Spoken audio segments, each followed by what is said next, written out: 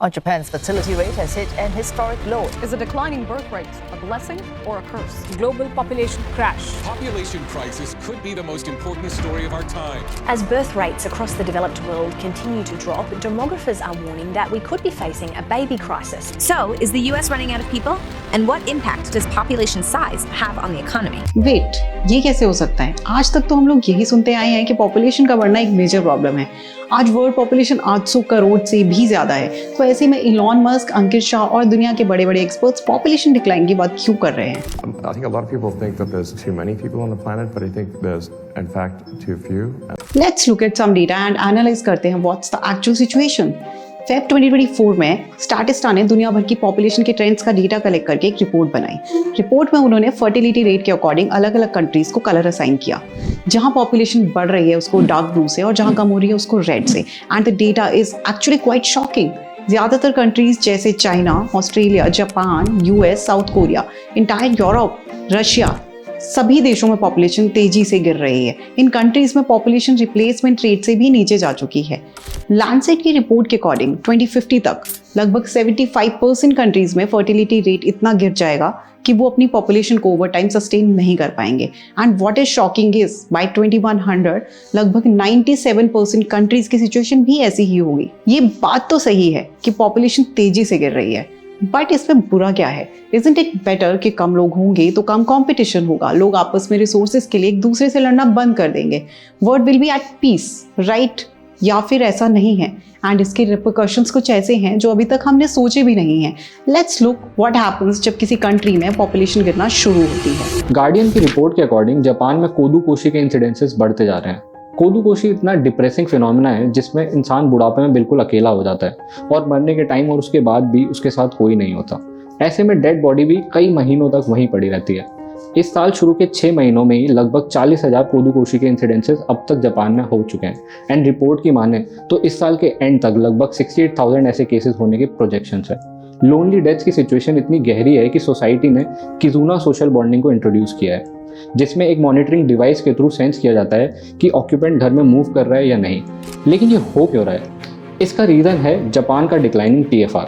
Japan में TFR बस 1.2 रह गया है। 2010 वो साल था जब जापान में टोटल बर्थ से ज़्यादा डेथ्स होने लगी थी और पॉपुलेशन एक डिक्लाइनिंग फेज में चली गई थी। जापान को देखें तो वहाँ पर 2020 में लगभग 38% ऐसे घर थे जिसमें बस एक ही इंसान अकेला रहता है। डिक्लाइनिंग फर्टिलिटी ट्रेंड की वजह से ये नंबर 2050 में 44% हो जाएगा, यानी 44% ऐसे हाउस होल्ड होंगे जिसमें एक एजेड इंसान अकेला रह रहा होगा।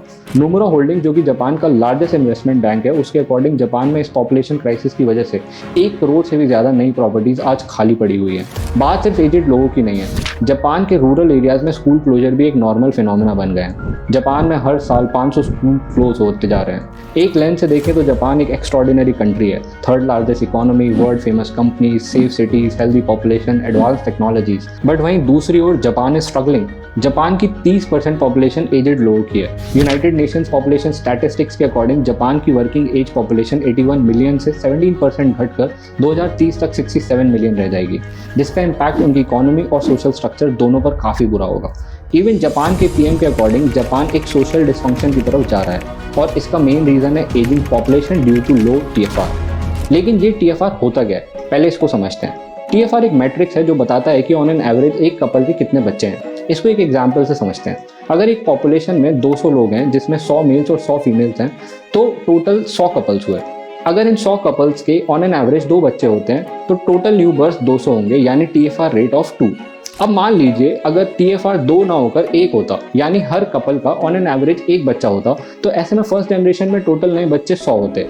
अगर अगली जनरेशन में भी यही TFR कंटिन्यू होता तो सेकंड जनरेशन में 50 बच्चे रह जाते और थर्ड जनरेशन में सिर्फ 25, यानी 87% की गिरावट। अब यहाँ से एक बात समझने वाली ये है कि जब TFR यानी टोटल फर्टिलिटी रेट 2 से कम हो जाती है तो उस कंट्री में यूथ का परसेंटेज कम होने लगता है। यूथ एक कंट्री की हेल्दी वर्किंग फोर्स होती है। जैसे जैसे एक कंट्री की वर्किंग पॉपुलेशन कम होती है वैसे वैसे उस कंट्री की इकोनॉमिक सिचुएशन भी इम्पैक्ट होना शुरू हो जाती है। इसी को डेमोग्राफिक बर्डन या फिर डेमोग्राफिक डिविडेंड भी कहा जाता है। TFR रेट अगर 2 रहता है तो उस पॉपुलेशन मेंटेन रहती है, इसलिए इसको रिप्लेसमेंट रेट भी कहा जाता है। TFR ज़्यादा हो या कम हो, दोनों ही सोशियो इकोनॉमिक फैब्रिक पर असर डालते हैं। चाइना में भी TFR कम होने की वजह से स्कूल बंद हो रहे हैं। 2022 में चाइना में लगभग 1000 किंडरगार्टन्स यानी प्राइमरी स्कूल क्लोज हो चुके हैं। वहाँ आज घोस्ट टाउन्स की सिचुएशन भी बढ़ती जा रही है। कांगबाची डिस्ट्रिक्ट को देखें तो वहाँ गवर्नमेंट और प्राइवेट प्लेयर्स ने मिलकर 10 लाख लोगों के रहने के लिए फ्लैट्स और घर बनाए थे, लेकिन आज ये सारी बिल्डिंग्स खाली पड़ी हैं। जिन बिल्डर्स ने इन टाउन्स को बनाने में अपना पैसा लगाया था वो आज कर्जे में आ गए हैं। चाइना का रियल स्टेट उनकी GDP में 30% तक कंट्रीब्यूट करता है, लेकिन आज यही सेक्टर पूरा कोलैप्स हो चुका है क्योंकि इनकी कोई डिमांड ही नहीं है। ऐसा ही एक और टाउन है तियांगुशेन, जहाँ इंटरनेशनल स्टाइल स्ट्रक्चर्स बनाए थे जिससे लोग अट्रैक्ट होकर वहाँ बसना शुरू करें, लेकिन आज ये जगह भी वहाँ पूरी खाली पड़ी है। ऐसे में अगर हम एक और डेवलप्ड नेशन साउथ कोरिया को देखें जहाँ TFR 0.72 0.72 है, वहाँ पर सिचुएशन तो हद से ज़्यादा खराब है। वहाँ तो लोग अब अपने बच्चों को डिफेंस सर्विसेज जैसे आर्मी और नेवी में भेजना ही नहीं चाहते, लेकिन क्योंकि साउथ कोरिया एक कन्फ्लिक्टिंग जोन में है जहाँ नॉर्थ कोरिया से उन्हें सीरियस थ्रेट्स हैं, तो ऐसे में उनकी गवर्नमेंट ने 18 महीनों की कंपलसरी आर्मी सर्विस जैसी पॉलिसीज़ को अडॉप्ट किया हुआ है, जो वहाँ की ज़्यादातर फैमिलीज़ को पसंद नहीं आती। ये तो बात हुई एशियन कंट्रीज़ की, लेकिन क्या वेस्टर्न कंट्रीज़ जिनको आज तक हम डेवलप्ड एंड प्रोग्रेसिव मानते हैं, क्या वो इस प्रॉब्लम को काउंटर कर पाए हैं? आज अगर हम बड़ी बड़ी इकोनॉमीज जैसे UK, फ्रांस या फिर US को देखें तो वहाँ TFR ऑन एन एवरेज 1.5 से भी नीचे पहुँच चुका है। ऐसे में इन देशों में इंजीनियर्स, डॉक्टर्स, इकोनॉमिस्ट, सोल्जर्स की शॉर्टेज होती जा रही है। UK तो एक समय पर दुनिया की सबसे पावरफुल कंट्री में से एक थी। आज वहाँ मेडिकल सेक्टर बहुत बुरी तरह इम्पैक्टेड है। ब्रिटिश मेडिकल एसोसिएशन के अकॉर्डिंग UK की नेशनल मेडिकल सर्विसेज एक एक्यूट स्किल्ड वर्कफोर्स शॉर्टेज से गुजर रहा है। क्रिटिकल ट्रीटमेंट और सर्जरीज के लिए भी UK में आज 6 महीनों की वेटिंग है क्योंकि उनके पास आज उतना स्टाफ ही नहीं है। 2021 के ब्रिटिश सोशल एटीट्यूड सर्वे के हिसाब से UK में रह रहे 36% लोगों ने NHS को ब्लेम करते हुए अपना डिससैटिस्फैक्शन शो किया है। US चेंबर ऑफ कॉमर्स ने national job openings versus number of employed workers के लास्ट 20 साल के डेटा के ट्रेंड्स को डॉक्यूमेंट किया है। यहाँ हम क्लियरली देख सकते हैं कि यूनाइटेड स्टेट्स भी स्किल्ड वर्कफोर्स शॉर्टेज की प्रॉब्लम फेस कर रहा है। यहाँ ये एक सवाल बनता है कि UK एंड US दोनों ही जगह अगर इतनी वैकेंसीज अवेलेबल है तो फिर वहाँ अनएम्प्लॉयमेंट क्यों है? क्योंकि शॉर्टेज स्किल्ड लेबर की नहीं है, जैसे कि इंजीनियर्स, डॉक्टर्स, प्रोफेसर्स वगैरह। अनस्किल्ड लेबर तो आज भी वहाँ पर अनएम्प्लॉयड ही है, जो वहाँ की स्ट्रीट्स और पार्क्स में ही रहकर अपना गुजारा करती है। ये अपने आप में एक पूरी केस स्टडी है जिस पर अगर आपका इंटरेस्ट है तो हमें कॉमेंट बॉक्स में लिखकर ज़रूर बताइए। वर्कफोर्स और लेबर मार्केट का ऐसा ही हाल ऑस्ट्रेलिया और कनाडा जैसे देशों में भी देखने को मिलता है। ऑस्ट्रेलिया हर साल एक ऑक्यूपेशन शॉर्टेज लिस्ट जारी करता है जहां वो अलग अलग सेक्टर में स्किल्ड लेबर की शॉर्टेज हाईलाइट करता है। हेल्थ केयर, टेक्नोलॉजी, एजुकेशन और कंस्ट्रक्शन सेक्टर की बात करें तो इस साल ऑस्ट्रेलिया में 33% से भी ज़्यादा स्किल्ड लेबर की कमी को रिपोर्ट किया गया है। इन रिपोर्ट्स और डॉक्यूमेंट्स को पढ़कर ये बात तो समझ आ गई है कि ये प्रॉब्लम काफ़ी ग्रेव है, स्पेशली इन कंट्रीज़ में। लेकिन सवाल ये उठता है कि TFR डिक्लाइन हो क्यों रहा है और इस प्रॉब्लम को सॉल्व करने की जिम्मेदारी आखिरकार है किसकी? इन देशों में रह रहे रेजिडेंट्स की, कंपनीज के वर्क पॉलिसीज़ की, या फिर गवर्नमेंट्स की? इस बात को समझने के लिए हमने काफ़ी सारे न्यूज़ आर्टिकल्स, रिसर्च पेपर्स और जर्नल्स पढ़े। यूनाइटेड नेशंस की इस रिपोर्ट को देखें तो उन्होंने मेंशन किया है कि गवर्नमेंट की ऐसी बहुत सारी पॉलिसीज़ होती हैं जो रिप्रोडक्टिव डिसीजंस पर डायरेक्टली या इनडायरेक्टली इम्पैक्ट डालती हैं। डायरेक्ट पॉलिसीज़ की बात करें तो चाइना की वन चाइल्ड पॉलिसी एक क्लासिक एग्जाम्पल है। चाइना की वन चाइल्ड पॉलिसी जो 1980 में लागू हुई थी, वो देश की तेज़ी से बढ़ती हुई जनसंख्या को कंट्रोल करने के लिए एक इम्पॉर्टेंट कदम थी। इस पॉलिसी के तहत ज़्यादातर चाइनीज़ परिवारों को केवल एक ही बच्चा पैदा करने की अनुमति थी। इसकी वजह से चाइना का TFR जो कि 1979 में 2.75 था, वो 2000 में आते आते घटकर 1.6 रह गया। ऑल्दो चाइना ने 2013 से ही पॉलिसी में मॉडिफिकेशन करने शुरू कर दिए थे। आज कई देश, चाहे वो डेवलप्ड हों या डेवलपिंग, एक इकोनॉमिक स्लो डाउन फेस कर रहे हैं। जैसे जर्मनी आज रिसेशन फेस कर रहा है, वैसे ही 2008 में भी काफ़ी कंट्रीज जिसमें UK, फ्रांस और इटली शामिल थे, वो इकोनॉमिक क्राइसिस में फंस गए। थॉमसन एंड ली की रिसर्च के अकॉर्डिंग अच्छी पेरेंटिंग करने के लिए स्टेबल जॉब और हाउसिंग का होना बहुत ज़रूरी है। इसी वजह से जब भी इकोनॉमिक इंस्टेबिलिटी का माहौल होता है तो ऐसे में लोग जॉब सिक्योरिटी इंश्योर करने की वजह से अपनी फैमिली पर ज़्यादा फोकस नहीं कर पाते। फैमिली रेस करना एक हाईली टाइम कंज्यूमिंग टास्क है, लेकिन जितनी इसकी इंपॉर्टेंस है उतना रिवार्डिंग ऑप्शन भी नहीं है। आपने भी ये बात ऑब्जर्व की होगी कि ज़्यादातर फैमिलीज़ में जो पैसे कमाता है उसको ज़्यादा वैल्यू दी जाती है। ये एक सोसाइटल कंडीशनिंग है जिसकी वजह से हम रिलेशनशिप की सही वैल्यू को और उसके कंट्रीब्यूशन को सोसाइटी के एवोल्यूशन में ठीक से समझ ही नहीं पाए। इसका सीधा इम्पैक्ट लड़कियों पर होता है क्योंकि प्रेगनेंसी और पोस्ट प्रेगनेंसी के टाइम पर उनको रेस्ट और नर्चरिंग एनवायरनमेंट की ज़रूरत होती है। ऐसे में उनको एम्बिशन वर्सेस फैमिली डिसीजन के बीच में ट्रेड ऑफ करना पड़ता है। आज अर्बनाइजेशन की वजह से ज़्यादातर लोग एक फास्ट पेस लाइफ जी रहे हैं, जिसकी वजह से सेडेंट्री लाइफस्टाइल पैटर्न सब ने अडॉप्ट कर लिया है, जैसे फास्ट फूड, कैंड आइटम्स वगैरह, जिसका लॉन्ग टर्म इम्पैक्ट है लाइफस्टाइल डिजीजेस। इसी कैटेगरी में पीसीओएस और पीसीओडी, जो कि रिप्रोडक्टिव हेल्थ से एसोसिएटेड हैं, आज सोसाइटी में बहुत कॉमन हो गई हैं। अब इन चीज़ों के बारे में ऐसा नहीं है कि दुनिया भर की गवर्नमेंट्स को पता नहीं है या वो इस प्रॉब्लम को ख़त्म नहीं करना चाहते, लेकिन हमें एक बात समझनी पड़ेगी कि पॉलिसी चेंजेस लाने और उनके इम्पैक्ट दिखने में टाइम लगता है। इसलिए इन देशों की सरकारों ने 2 तरह के सोल्यूशंस बनाए हैं। पहला है रेजिडेंट बेस्ड पॉलिसीज और दूसरा है इमिग्रेंट बेस्ड पॉलिसीज। चलिए इन पॉलिसीज और उनके करंट इम्पैक्ट को भी एक बार अच्छे से समझ लेते हैं। फ्रांस का केस इंटरेस्टिंग है। फ्रांस ने फैमिली सपोर्ट पर 1940 से ही काफ़ी ध्यान दिया है और वहाँ की पॉलिसीज़ काफ़ी इंक्लूसिव और सपोर्टिव हैं। जैसे फ्रांस में हर फैमिली को मंथली पेमेंट्स मिलती हैं जो फैमिली के साइज के साथ बढ़ती हैं। वहाँ पर family question tax system adopt भी किया गया है, यानी जितना बड़ा परिवार उतना ही कम टैक्स।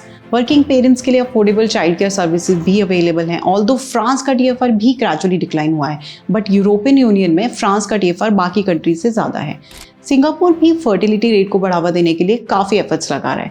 1970s की एंटी नेटलिस 2 चाइल्ड जैसी पॉलिसीज की वजह से टीएफआर काफ़ी डिक्लाइन हो गया था, इसलिए 1980s से वहाँ प्रो नेटलिस पॉलिसीज की तरफ शिफ्ट हुआ है। 2000s में सिंगापुर ने कुछ पॉलिसीज इंप्लीमेंट की है, जैसे बेबी बोनस स्कीम।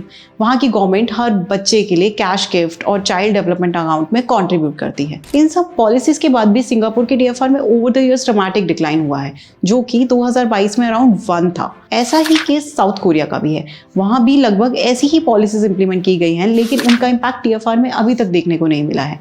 हंगरी ने फर्टिलिटी रेट्स को सपोर्ट करने के लिए कुछ unique pro netlist policies introduce की हैं, जो कुछ हद तक सक्सेसफुल भी रही हैं, जैसे हाउसिंग सपोर्ट और व्हीकल परचेज सपोर्ट। ये काफी इनोवेटिव पॉलिसीज हैं, जिनके तहत वहाँ की गवर्नमेंट लार्ज फैमिलीज को सब्सिडीज प्रोवाइड करती है। इसके चलते हंगरी का टीएफआर 2011 में 1.23 से बढ़कर 2019 में 1.55 पहुंच गया है। इन सब पॉलिसी से ये बात तो क्लियर हो गई है कि फर्टिलिटी रेट को बूस्ट करने का सोल्यूशन हर देश के लिए अलग हो सकता है और सिर्फ पैसा या इंसेंटिव काफ़ी नहीं है। सोशल और कल्चरल डायनेमिक्स भी काफ़ी बड़ा रोल प्ले करते हैं और ये एक कॉम्प्लेक्स इशू है जो मल्टीपल लेवल्स पर अप्रोच डिमांड करता है। ये बात हुई पहले सोल्यूशन की, जो काफ़ी कंट्रीज अडॉप्ट करती हैं फर्टिलिटी रेट को सॉल्व करने के लिए। लेकिन कई देशों की सरकार शॉर्ट टर्म मेजर्स लेती हैं, जैसे कि दूसरे देशों के टैलेंटेड यूथ को अपने यहाँ अट्रैक्ट करना, जिसको इमिग्रेशन पॉलिसी बोलते हैं। कनाडा की इमिग्रेशन पॉलिसीज तो इतनी रिलैक्स्ड है कि वहाँ अब 20% पॉपुलेशन नॉन रेजिडेंट्स की हैं। नॉन नेटिव कैनेडियंस अब कनाडा की पॉलिटिक्स और उनके पुलिस और डिफेंस सिस्टम्स का भी पार्ट बन चुके हैं, जिसकी वजह से नेशनल सिक्योरिटी जैसे कंसर्न्स कनाडा में बढ़ते जा रहे हैं। कनाडा की इंटरनल पॉलिटिक्स में कुछ सेगमेंट्स इतने बड़े हो गए हैं कि उनके वोट के बिना वहाँ सरकार बनाना ऑलमोस्ट इम्पॉसिबल है। इनमें से कुछ ग्रुप्स काफ़ी रेडिकल्स भी हैं, जो वहाँ रह रहे और लोगों को बुली करते हैं। आजकल न्यूज़ में आप ये सब आए दिन देख ही रहे हो कि कनाडा कैसे रेडिकल होता जा रहा है। यूएस में इमिग्रेंट्स को लेकर वहाँ की दोनों पॉलिटिकल पार्टीज यानी रिपब्लिकन्स और डेमोक्रेट्स के बीच काफ़ी आइडियोलॉजिकल डिफरेंसेस हैं। जहां एक तरफ रिपब्लिकन्स इमिग्रेंट्स पर टाइट कंट्रोल करना चाहते हैं, वहीं दूसरी तरफ डेमोक्रेट्स ओपन बॉर्डर्स और सॉफ्ट पॉलिसी चाहते हैं। रिपब्लिकन्स को लगता है कि कुछ रेडिकल ग्रुप्स पर तो बिल्कुल रिस्ट्रिक्शंस लगा देने चाहिए ताकि उनको कनाडा जैसी सिचुएशन फेस ना करनी पड़े। टीएफआर को बढ़ाने की प्रॉब्लम इतनी कॉम्प्लेक्स है कि अभी तक कोई भी देश इसे सही से सॉल्व नहीं कर पाया है। एक बार टीएफआर रिप्लेसमेंट वैल्यू से अगर नीचे चला जाता है तो उसको रिवर्स करना ऑलमोस्ट इम्पॉसिबल हो जाता है। जहां एक तरफ दुनिया की ज़्यादातर कंट्रीज इस प्रॉब्लम से जूझने में लगी हुई हैं, वहीं दूसरी तरफ भारत आज अपने डेमोग्राफिक डिविडेंड को यूज़ करते हुए तेज़ी से आगे बढ़ रहा है। भारत की इकोनॉमिक ग्रोथ का कारण उसकी यूथफुल पॉपुलेशन है। आज भारत का TFR 2 यानी रिप्लेसमेंट रेट के बराबर है, जिसकी वजह से अगले 20 सालों तक भारत एक स्टेबल सिचुएशन में रहेगा। इसी वजह से बड़ी बड़ी एजेंसीज दावा कर रही हैं कि अगले 5 सालों में भारत दुनिया की तीसरी सबसे बड़ी इकोनॉमी बन जाएगा, जो अगले 20 सालों में एक $20 ट्रिलियन इकोनॉमी होगा। लेकिन भारत एक डाइवर्स नेशन है जहां अलग अलग एथनिक ग्रुप्स रहते हैं। इन सभी ग्रुप्स का TFR भी अलग अलग है। डेमोग्राफिक चेंजेस एक सिविलाइजेशन के कल्चरल और सोशल स्ट्रक्चर को चेंज करते हैं। भारत में इलीगल इमिग्रेशन जैसे रोहिंग्या पॉपुलेशन की प्रॉब्लम भी काफ़ी बड़ी है, जिसके लिए आज गवर्नमेंट काफ़ी स्टेप्स भी ले रही है। लेकिन जैसा हमने वीडियो में पीछे देखा, कि केवल गवर्नमेंट की पॉलिसीज या रिफॉर्म्स से ग्राउंड पर चेंज नहीं होता, उसमें सोसाइटी भी एक इंपॉर्टेंट रोल प्ले करती है। आज भारत एक अच्छी कंडीशन में जरूर है, लेकिन आगे भी सिचुएशन ऐसी रहे, इसके लिए राइट पॉलिसीज और राइट माइंडसेट दोनों की जरूरत है। एक चीज तो क्लियर है कि फर्टिलिटी रेट का गिरना सिर्फ एक स्टैटिस्टिक्स या नंबर का गेम नहीं है, ये एक ऐसा कॉम्प्लेक्स इशू है जो सोसाइटी के हर लेयर को इफेक्ट करता है, चाहे वो इकोनॉमिक हो या सोशल स्ट्रक्चर हो या इंडिविजुअल वेलबींग हो। आज जब हम यूरोप, जापान, चाइना और अमेरिका की तरफ देखते हैं तो वहाँ की सिचुएशन हमें दिखाती है कि डिक्लाइनिंग फर्टिलिटी रेट्स के कॉन्सिक्वेंसेस कितने सीरियस हो सकते हैं। भारत के पास अभी एक डेमोग्राफिक एडवांटेज है, लेकिन ये भी हमेशा के लिए नहीं रहेगा। आज हमें अवेयरनेस और एक्शन की जरूरत है ताकि हम अपने फ्यूचर को एक सस्टेनेबल और बैलेंस तरीके से सिक्योर कर सकें। हैविंग किड्स और not is a big debate, but ये याद रखना जरूरी है कि हर एक्शन के कुछ कॉन्सिक्वेंसेस होते हैं जो पूरी सोसाइटी को बियर करने होते हैं।